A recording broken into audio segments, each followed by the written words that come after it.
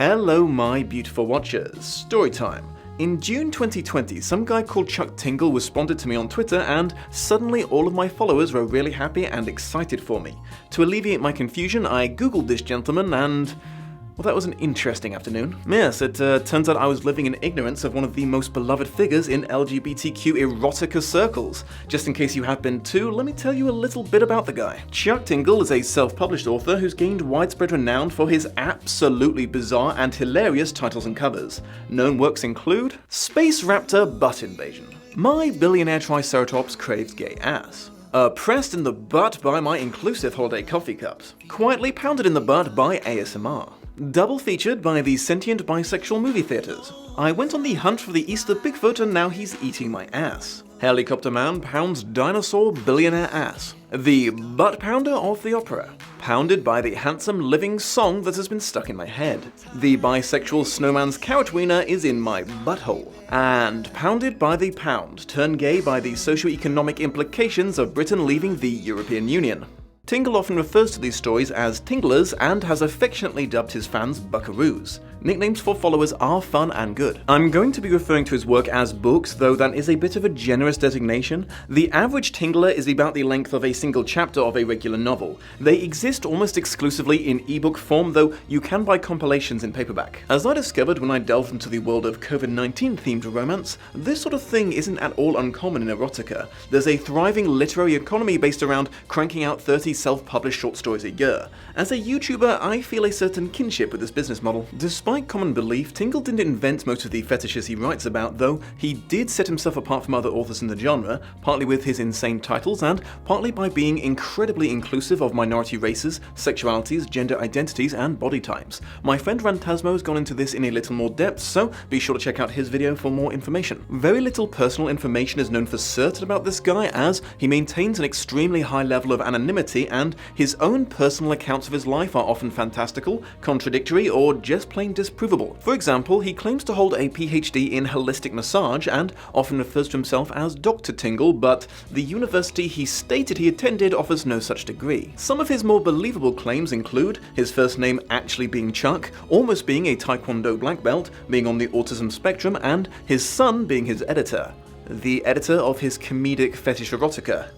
I must confess that is not a father-son business venture I would have envisioned before now, but more power to them, I guess. Tingle has quite a substantial following beyond just fans of his book, due to his vocal support of the LGBTQ community and his hard stance against hate groups. In 2016, a subsection of the alt-right attempted to troll the Hugo Awards by organizing a vote campaign that drove one of his weird titles to the finals. Tingle vehemently condemned this group and promised that if he won, he would ask Zoe Quinn, one of the victims of the Gamergate bullshittery, to accept his award for him. He turned this and a subsequent Hugo loss into subjects for his books, because of course he did. When J.K. Rowling revealed that she was more into the turf than the surf, Tingle responded with a full-length parody of Harry Potter starring a trans hero. He also opposed the Tangerine Menace during his farcical presidency, mocking him constantly with parody fact-checking websites and making him a key player in several of his satirical fetish erotica. So throughout this Tingle enlightenment I experienced, a question kept occurring to me over and over again that no one seemed to be addressing. Chuck Tingle is a pretty cool guy, Chuck Tingle is great at titles and covers, but are his books actually any good? Is Chuck Tingle a good writer? Now, I feel the need to immediately qualify this. I am aware that it doesn't matter. His books make people happy, even if they've not read them, which is quite an achievement. His inclusivity means a lot to people, and his general behavior, be it the amusingly bizarre or the unashamedly progressive, matters more in this crazy world we're living in than if he can rock a good 3-act structure. It's cheesy to say, but Tingle has somewhat transcended simply being an author to being an icon, so the question of whether or not he's actually good at writing is fairly inconsequential.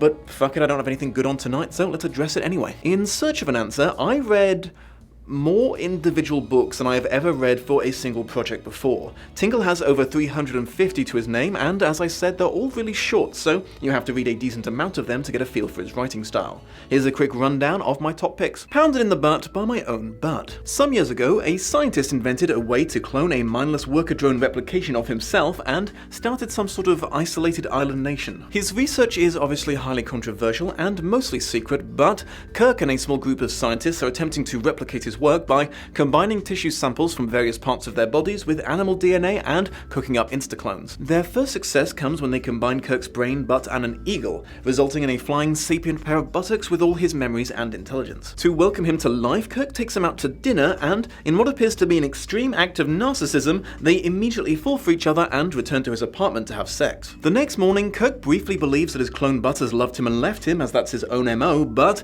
it turns out he decided to remain with him and give a relationship a try. I have to admit, I was surprised by the amount of world building that Tingle squeezed into this tiny-ass story. He managed to work in a whole backstory around the creation of clones and the ethical debates that sprang up from it before getting into the anal sex. My librarian is a beautiful lesbian ice cream clone, and she tastes amazing. A young woman named Sally is annoyed that her local library has cranked the AC to an uncomfortably low temperature, but immediately regrets complaining when she finds out it's to accommodate a very attractive female living ice cream cone called Drenda, who's just started working there. They hit it off, and Sally discovers that the cold actually results in her being significantly more efficient in her work, but alas, Drenda is fired after too many people bitch about it. Sally tracks her down and offers to try to help her get her job back.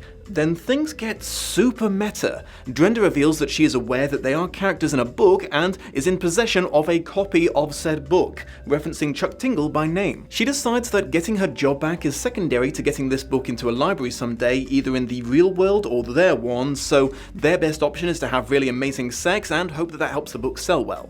So they do. I don't personally care for meta storytelling or humor, but I did look up the cold efficiency thing, which was mentioned to be a real phenomenon. I suspect that was Chuck's real intention, so he wins this round. Moby Butt. As the name implies, this is a parody of Moby Dick, but with the delightful twist that the whale is a giant aquatic butt and Captain Amber, i.e. Ahab, is her lesbian lover. 7 years prior to the start of the tale, they had begun a sexy game of cat and mouse that got way out of hand as the butt wouldn't let herself get caught and the captain had become too obsessed with winning and justifying the whole terrible ordeal to use the pre-agreed upon safe word that would have ended it immediately. After some teasing from the butt and a lot of frantic chasing, the crew of Amber's ship is on the verge of mutiny and a massive storm is raging overhead. The ship is badly damaged and her last-ditch attempt to capture the butt fails. In an act of madness, Captain Amber dives overboard to swim after her. Seconds from drowning, she realizes how silly she's being and calls out the safe word, so the butt turns around to rescue her and her ship. Amber passes out, comes to on a deserted island, and has sex with her massive sea butt. There were enough references and quotes in this for there to be a distinct possibility that Chuck Tingle actually read all of Moby Dick so he could make this one chapter long erotic parody. Even though he went about it in a very silly way and hammered it home without a shred of subtlety, there was a pretty good moral in this about not letting embarrassment or any other reason stop you from using a safe word if you want out from something with your partner. Gay T-Rex law firm Executive Boner. Donnie, a law graduate struggling to find work in the poor job market, takes a secretarial position in a law firm run by human-sized, intelligent T-Rexes. After a disastrous first day, his boss reveals that they were working him extra hard to test his resolve, then offers him a contract to have sex with a room full of senior partners in exchange for $10 million. He signs it believing it to be a joke, but discovers it was entirely serious, so decides to follow through and is gangbanged by half a dozen dinosaurs. This book surprised me a little because I thought that Tingle was known for being steadfast on themes of positive consent, and this played very near to that line because while Donnie ended up enjoying the experience, he still didn't sign the contract fully aware of its seriousness and insisted that he was heterosexual several times. Sentient bisexual ketchup and mustard, get me off. Lindsay is a young go-getter moving up the corporate ladder at her office job. Her boss discovers she is a big fan of the baseball team the Lobsters and gives her a box ticket to an upcoming game. The other occupant of the box turns out to be a celebrity bottle of ketchup that Lindsay's been crushing on, and what do you know? She just happens to have a big hot dog that's in dire need of what he can give her, if you know what I mean.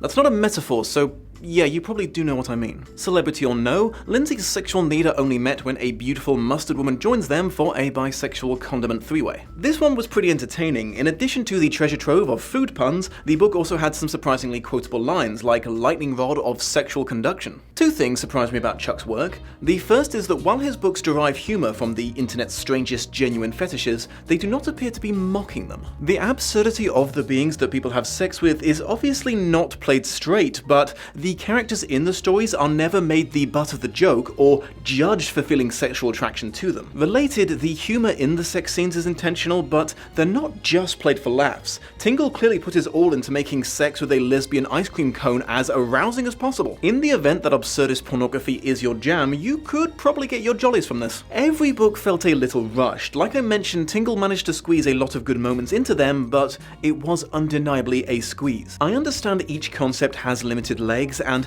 there has to be an extremely high turnover to fit the business model, but I don't know, I think they could have just been a little bit longer, just a little bit. There's also recurring issues with inconsistency regarding the physical abilities of the weird sexual partners. Hands and mouths are either not mentioned or are confirmed missing, but whenever these sex scenes start, things are described that definitely require the use of fingers and tongues. I don't know, I just think it's a missed opportunity to get creative regarding how sex would work without human bodies. The word coo comes up in almost every installment, and it's close enough to the word murmur to upset me. This might be different in some of Tingle's many other books, but I noticed in every selection that I read, the POV is always the regular human. I would quite like to see some stories told from the perspective of an affluent, gay, horny dinosaur at some point. There was way more variety in these stories than I would have thought possible. Each brought a little something different to the table before having sex on it. Pounded in the Butt had its world building, the Librarian Ice Cream went meta, Moby Butt was a one-for-one parody. They all did something unique, which is quite impressive. Tingle could easily have gotten away with coasting by on the clickbait value of his title and covers, and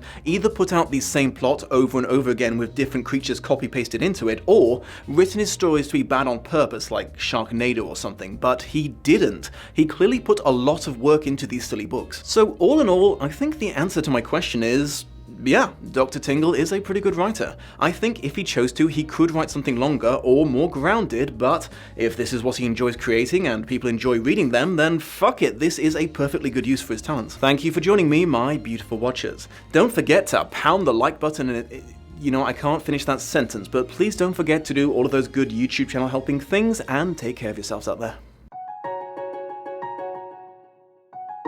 Dominic joins forces with Kate Robinson and Il Nej to read through Chuck Tingle's extensive back catalog, to see if there could be more to this author than just a bunch of gay, horny shitposting.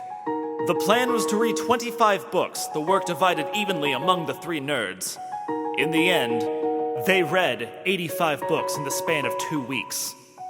Kate read 5 and then ran out of Audible credits. Il Nej read 29, then got bored. Dominic read the other 51! Much love and appreciation to my patrons of honor, Shelby Holtz, Atel Spurdloff, and Trace Carter. Shout out to Il Nej for the credits music, check out his channel for more parody and original songs, and a huge thank you to this video's co-producer, Kate Robinson. She does some awesome work on her channel, so be sure to check that out too. Though you can buy oh no, that's a word I have trouble saying. Compilations? Though you can buy compilations in paperback. Did I get it right? Compilation. That's the American pronunciation. Give me the British. Compilation. Compilation. Oh, that makes so much more sense.